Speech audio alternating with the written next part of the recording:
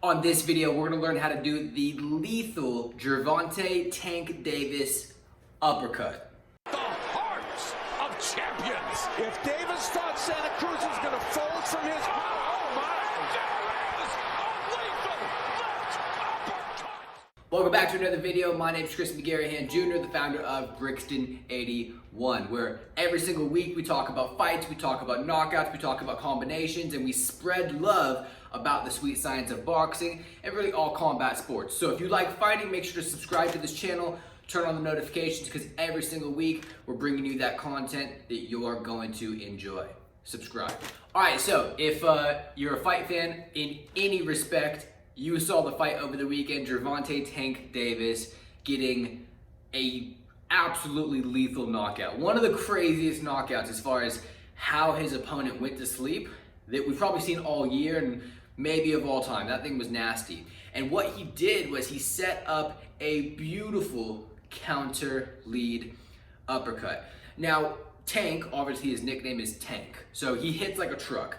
But what impressed me the most about that punch was the speed and really the timing of it. Because of Gervonta's defensive awareness, he trains with the best in the business, Floyd Mayweather, he was able to read his opponent and counter effectively. So in this video, we're gonna talk about how to throw that punch for you. So what we're gonna cover on this video is one, the technique, how he set that up, but then two, the strength and conditioning that it takes to throw that punch, because the speed and the power in which that uppercut was thrown was tenacious. So you gotta build that muscle in your arm, in your body, in order to throw that punch like Tank Davis. All right, so let's get into the technique of that punch. So Gervonta Davis is getting his opponent against the ropes. Against the ropes is important because if his opponent had space to move back, he could have moved back and avoided that uppercut, in which Tank probably would have been in a vulnerable position. But because his opponent's against the ropes and he was wobbled, you know, his opponent had been cracked a few times before this exchange, Tank knew, hey, it's time to close the show. He's against the ropes, so he can't move back, which is perfect for an uppercut.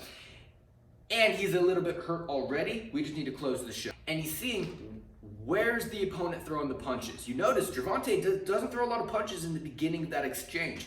He has his guard up, he gets touched a few times, and he stays in his guard, just like this.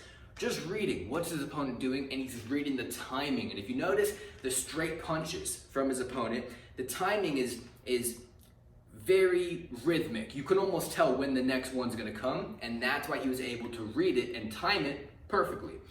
So Gervonta has his guard up, boom, boom, bop, bop, and he throws that uppercut perfectly. So what he does is first, he slips the straight right from his opponent, slips it to the outside. That way, he can throw that uppercut under the punch. The movement would be something like this: slip, uppercut. And as you're slipping, what's happening is you're getting more of your weight distributed to that front foot you're throwing the uppercut on.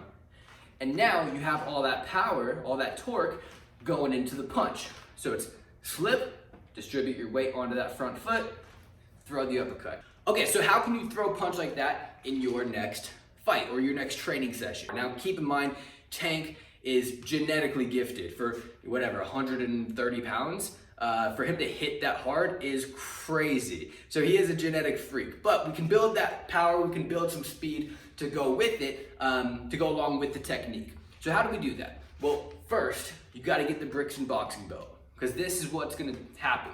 It's gonna build resistance in throwing your punches.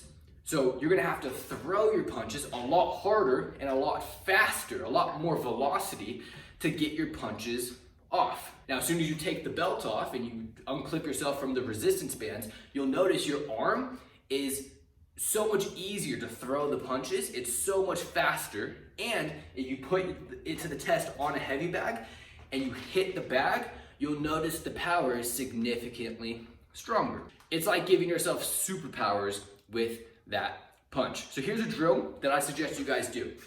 Here's a drill I suggest you do to master that counter uppercut with the Brixton 81 boxing belt. So first, strap on that belt, clip on the resistance bands. I like to tie the resistance bands, kind of cross them in the back. That gives me more resistance when throwing the punches. But I'm working on that front left counter uppercut. So first I'm gonna start with 35-pound resistance. I'm gonna slip, put my weight on that front foot, bend the knees, and throw that uppercut. Ha! Ha! Ha! Ha! Ha! Ha!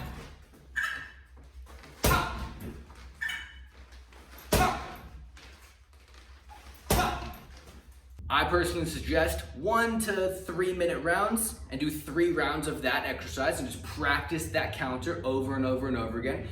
Then on round 3, take off the belt, take off all the resistance stuff, take off all the resistance equipment, and now just have your glove.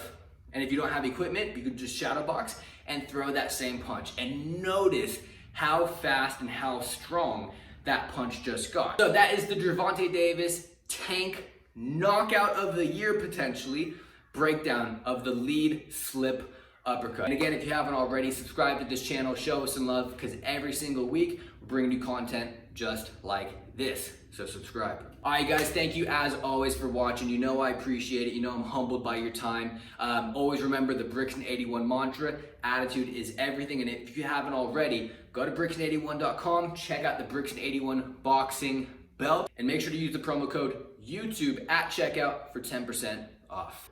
All right, guys, have a great rest of your week. Talk to you soon.